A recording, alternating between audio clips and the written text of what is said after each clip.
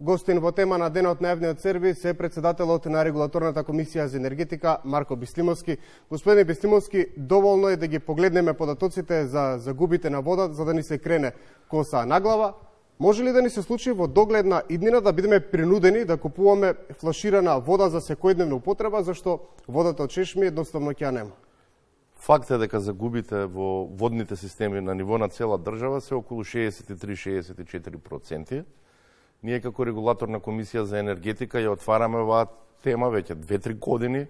Исто така доста сме активни во меѓународното здружение на водните регулатори, за да ја подигнеме и свеста во државата. Тука се организираше во јуни генералното собрание на ВАРЕК. Значи, ситуацијата е сериозна. Апсолутно треба да се превземаат мерки, да не бидеме од земја богата со водни ресурси, да се доведуваме во ситуација се повеќе и повеќе да имаме испати во водоводните системи.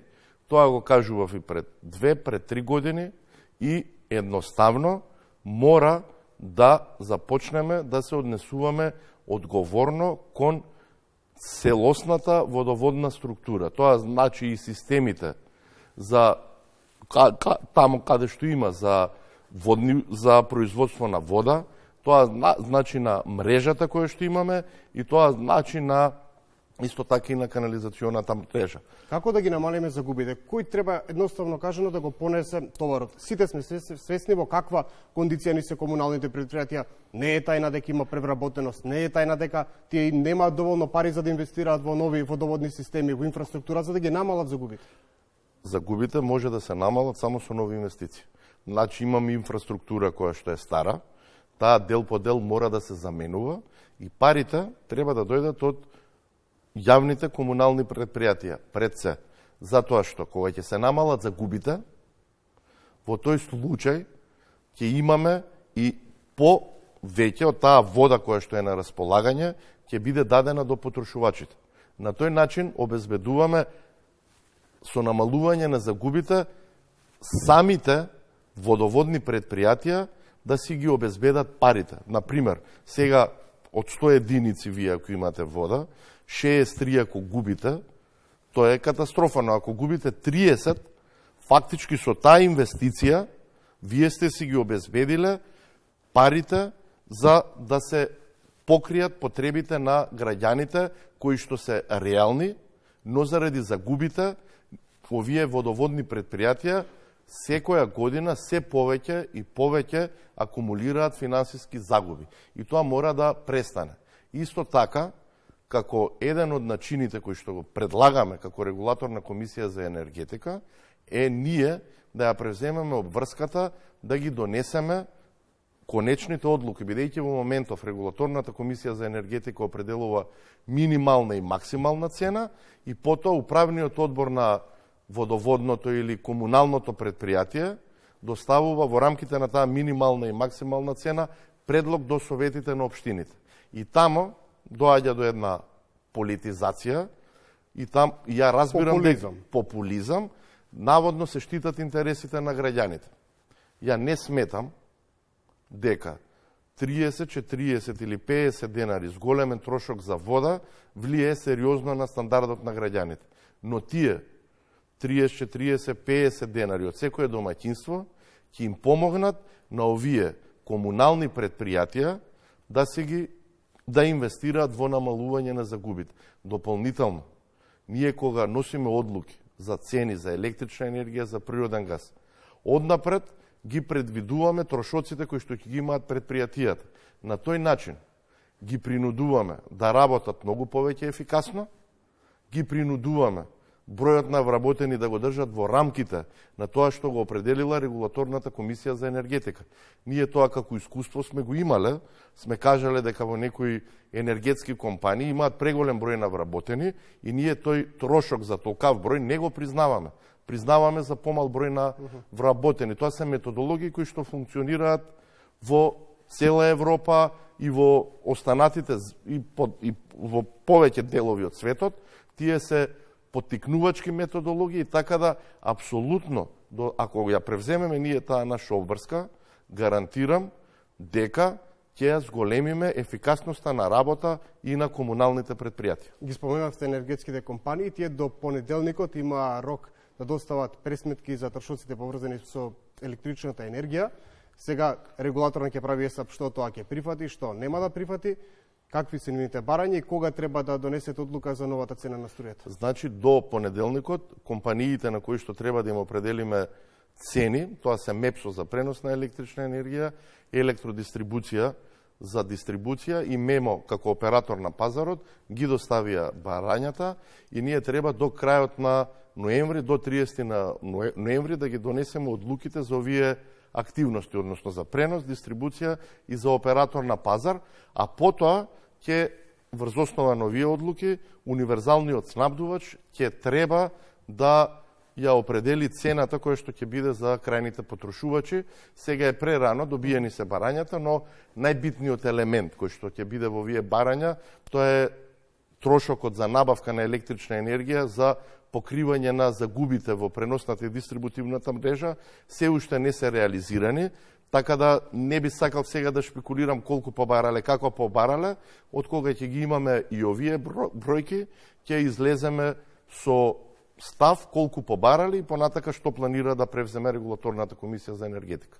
Сите граѓани ги интересира докаде се со анализите за воведувањето дополнително 1 час дневна ефтина струја. Анализите се речиси готови.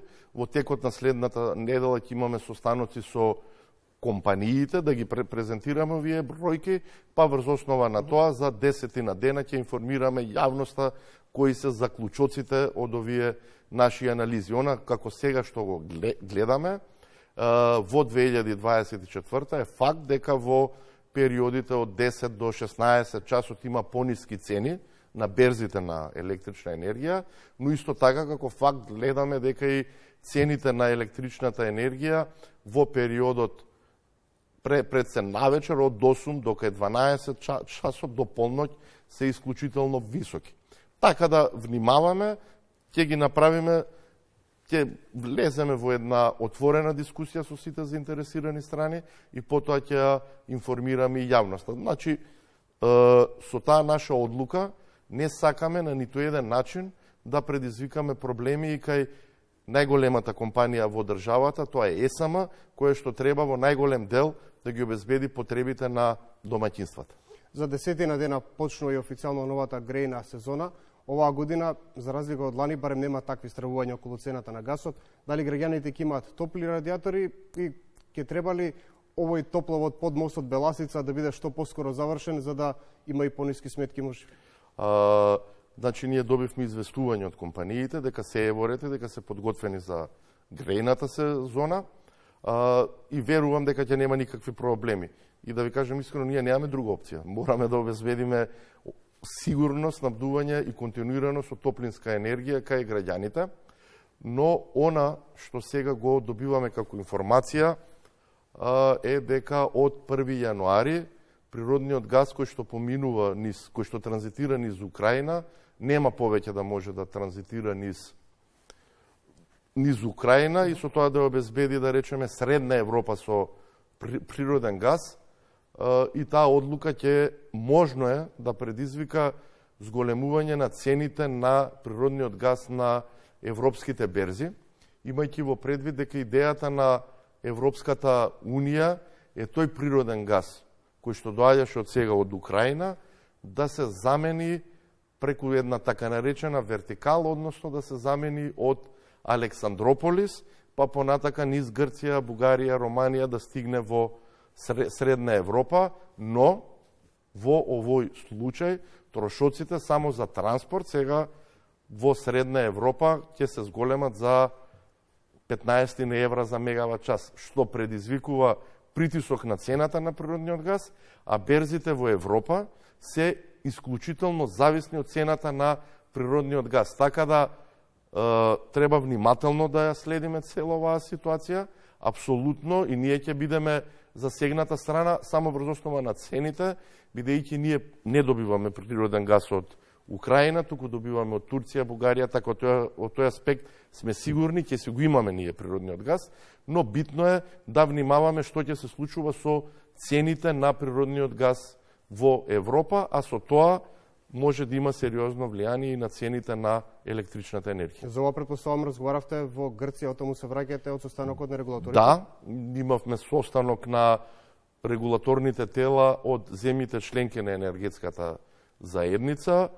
Ние како регулаторна комисија за енергетика, заедно со Министерството за енергетика, веќе се обративме до секретаријатот на енергетската заедница и сега ова прашање повторно го реафирмирав и ќе имаме сите земји членки од енергетската заедница, особено од нашиот регион, тоа се Србија, Албанија, Босна и Херцеговина, Црна Гора и Косово, ќе имаме заеднички настап и ќе бараме објаснувања дополнително што се случуваше со цените на нашите берзи во регионов и зошто цената беше 2 пати повисока отколку во останатиот дел на Европа и дополнително отворено кажавме дека заради политички одлуки да се затвори цевката за транзит на природен газ на Украина, логично би било не само земјите членки на Европската Унија и ние како земји кои што сме го примениле европското законодавство, а сигурно ќе бидеме засегнати и финансиски, да не земат во предвид кога ќе треба да се обезбедуваат надоместоци за да се покријат загубите кои што би ги претрпеле како земји. Само за крај, многу кусо ќе ве замолам. Слушнаме дека од јагленот не до 2030-та, туку до 2050-та ќе се откажеме за производство на струја. Факт е дека ни треба базна енергија, од тоа нема бегање, но дали сега ние плаќаме цената на тоа што со години не инвестиравме во нови капацитети? Значи, јагленот, ние што го имаме како држава, апсолутно до тогаш кога го имаме, требаме да го искористиме. Не сме ние земја богата со ресурси, па да кажеме добро се откажуваме од јагленот, па сега ќе правиме нешто друго. Значи, тоа е тоа. Тоа што го имаме како ресурс, треба да го искористиме до крај. Но, треба да знаеме дека сосема е возможно од 1. јануари 2026 да се воведе така наречената такса за јаглерод диоксид. И тоа ќе представува проблем во однос на цената на електричната енергија произведена од термоелектраните. Затоа треба во наредниот период, покрај тој јаглен кој што ги имаме, апсолутно да го искористиме тамо каде што има ефтини наоѓалишта и тој јаглен да го искористиме, ни требаат брзи инвестиции во изградба на нови когенеративни постројки со цел да ја обезбедиме таа базна енергија. Инаку, Македонија е пример во регионот во однос на енергетската транзиција, затоа што во термоелектраната Осломе сега се изградија 2 фотоволтаични електрани со инсталиран капацитет од 100 мегавати, а и реално од 3 блока во Битола со таа снага, со таа моќност која што ја даваат на мрежа, ние имаме како 2 блока на Битола кои што сега функционираат. Значи, во реалноста ние еден блок како да го имаме затворено поради лошиот квалитет на јагленот кој што го имаме во моментов. Значи, тоа е процес.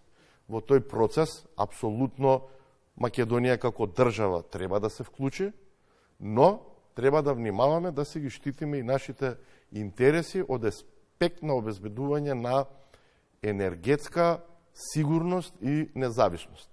Факт е дека јагленот на Македонија ја обезбедил енергетската независност и додека може ќе обезбедува, но доаѓаат нови времења и сега нашето сонце, македонско сонце, ќе обезбеди нашата енергетска независност. Бислимовски, ви благодарам за гостувањето во Дневникот на Македонска телевизија. Ви благодарам на поканата. Еве што друго ќе гледате во Централното информативно издание.